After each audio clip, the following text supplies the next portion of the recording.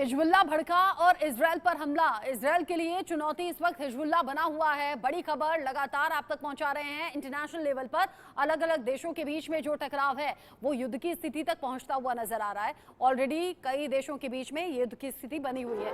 इन सब के बीच में खबर आप जानिए, इजरायल ने ये दावा किया है कि हाँ, हमला हुआ है। इजरायल के सेना हेडक्वार्टर पर विध्वंसक ये हमला हुआ है। नॉर्थ इजरायल में आईडीएफ के हेडक्वार्टर को निशाना बनाया गया और वहां किया गया ये बड़ा हमला। हेडक्वार्टर में तैनात आईडीएफ के 91वें डिवीजन पर यह पूरा हमला किया गया, उसको टारगेट किया गया। ब्रांडेड बैरक में आईडीएफ के हेडक्वार्टर पर हिजबुल्लाह ने किया है ये बड़ा अटैक। आपको याद होगा, हिजबुल्लाह ने पहले ही चेतावनी दी थी कि बड़ा हमला वो करेगा। हिजबुल्लाह की मिसाइलों को रोकने में आयरन डोम नाकाम साबित हुआ है, जिससे बड़ी तबाही इजरायल में हो सकती है, ऐसी जानकारी सामने आ रही है। हिजबुल्लाह के मिसाइल हमले में आईडीएफ के हेडक्वार्टर को पूरी तरह से क्षतिग्रस्त कर दिया गया है।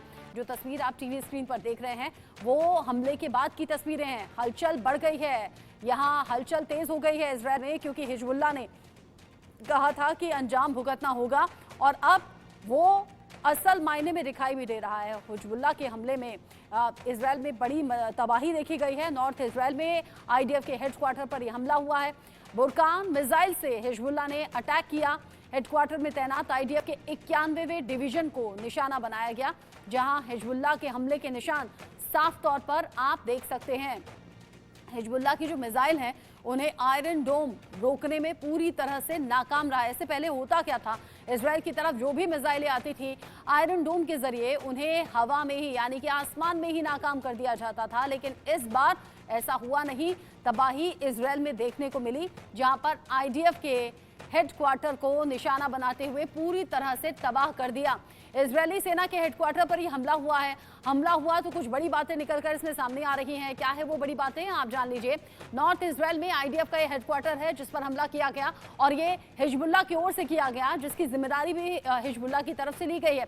बुरकान ये मिसाइल है जिसे हिजबुल्लाह ने अटैक किया है। बड़ी तबाही इसमें देखी जा रही है और तबाही की तस्वीरें आप लगातार देख रहे हैं। हेडक्वार्टर में तैनात आईडीएफ के 91वें डिवीजन पर यह हमला किया गया है हिजबुल्लाह की तरफ से। ब्रांडेड बैरक में आईडीएफ के हेडक्वार्टर को निशाना बनाया गया और निशाना बनाते हुए हमला किया गया, जिसमें तबाही चारों तरफ देखी गई। हिजबुल्लाह की मिसाइलों को रोकने में सबसे बड़ी बात यह है कि इजरायल का आयरन डोम जो है वो पूरी तरह से नाकाम हो गया है। इसमें हिजबुल्लाह की मिसाइल हमले में आईडीएफ के हेडक्वार्टर को पूरी तरह से क्षतिग्रस्त कर दिया गया। तो ये कुछ बड़ी बातें इस हमले से जुड़ी हुई हैं। इजरायली सेना अब ये सोच रही है कि कैसे पलटवार किया जाए। इजरायली सेना के हेडक्वार्टर पर ही पूरी तबाही देखी गई है। आईडीएफ के जवान यहीं पर तैयार होते हैं, यहीं पर युद्ध की रणनीति बनती है और यहीं पर हेडक्वार्टर पर हमला करके हिजबुल्लाह ने ये बता दिया कि जो उसने कहा था, जो धमकियां और चेतावनी उसने दी थी, उसे अब पूरा कर लिया गया है। हेडक्वार्टर पूरी तरह से क्षतिग्रस्त और सबसे बड़ी बात यह है, जो बुरकान ये मिसाइल है जिसका जिक्र किया जा रहा है वो पूरी तरह से यहाँ तबाही मचा रही है और आयरन डोम जो इजरायल का था वो इसे रोकने में पूरी तरह से नाकाम साबित हुआ है। इस पर बात करेंगे। मेरे साथ में खास मेहमान जुड़े हुए हैं। मेरे साथ यूके देवनाथ सर हैं, प्रफुल्ल बख्शी सर हैं, वीएन झा सर हैं, संजीव श्रीवास्तव हैं, मेजर शाह भी मेरे साथ में जुड़े हुए हैं। एक बार फिर से आपका स्वागत। जिस तरीके से अभी के हालात प्रफुल्ल बख्शी सर नजर आ रहे हैं इजरायल में, बुरकान मिसाइल, बड़ी तबाही और तबाही में टारगेट किया गया आईडीएफ के हेडक्वार्टर को।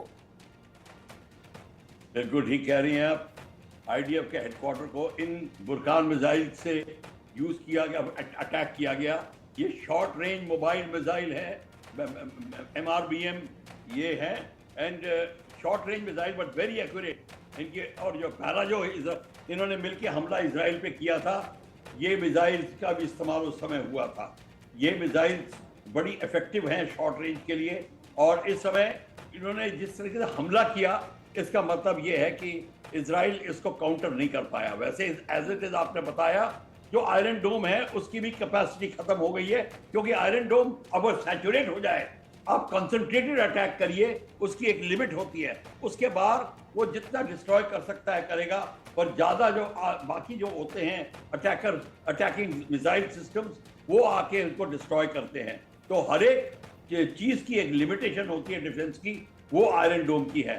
तो ये बुरकान मिसाइल के साथ मिलाकर और इन्होंने आयरन डोम को इनंडेट किया और नॉर्दर्न इजराइल के ऊपर जो हेडक्वार्टर्स है उसके ऊपर अटैक किया।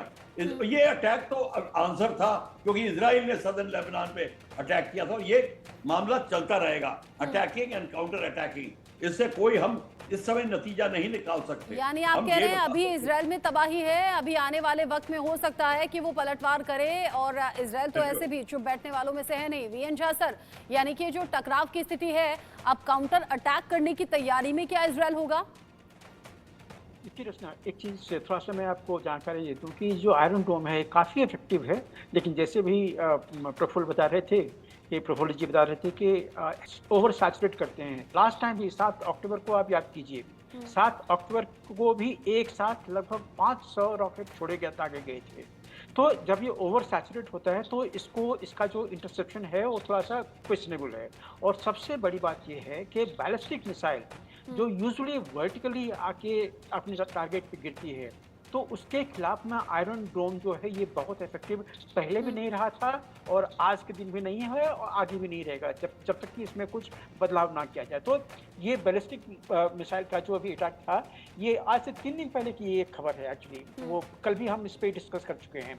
तो इससे डैमेज ज़्यादा नहीं हुआ है, पूरा का पूरा आईडीएफ का जो हेडक्वार्टर है वो बर्बाद नहीं हुआ है। इससे थोड़ी सी डैमेज हुई है, स्क्रैच लगा है इसराइल को, लेकिन ये स्क्रैच जो है इसराइल को मजबूर कर देगा कि ये काउंटर अटैक करे और हिजबुल्लाह के और ज़्यादा ठिकानों को, चाहे वो वेस्ट बैंक में हो चाहे फिर वो लेबनान में हो, उसको ख़त्म करेगा। क्योंकि एक चीज़ फ़ायदा है आईडीएफ के लिए कि जो हिजबुल्लाह के जो आर्म्स स्टोर्स हैं ये कॉन्सेंट्रेटेड एक जगह में है। इनके जो डेपो हैं वो पता है कि कहाँ कहाँ पे डेपो है, और अगर उन डेपो पे अगर टारगेटेड एक्सप्लोसिव दागा जाए तो एक साथ में सैकड़ों मिसाइल्स या सैकड़ों रॉकेट्स जो हैं वो तबाह हो जाएंगे उनके। तो इसको डील करना इतना मुश्किल नहीं होगा।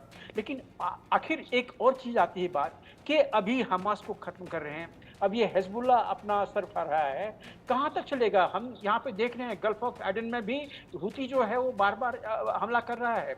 तो ये सारी चीज़ें जो ईरान कर रहा है, ईरान को कहीं न कहीं अंकुश लगाना पड़ेगा कि जिस तरह से वो टेररिज्म को ये पूरे मिडिल ईस्ट में और मिडिल ईस्ट से बाहर भी उसका जो एक्सपोर्ट कर रहा है, ये नहीं चलेगा, ऐसे नहीं चलेगा।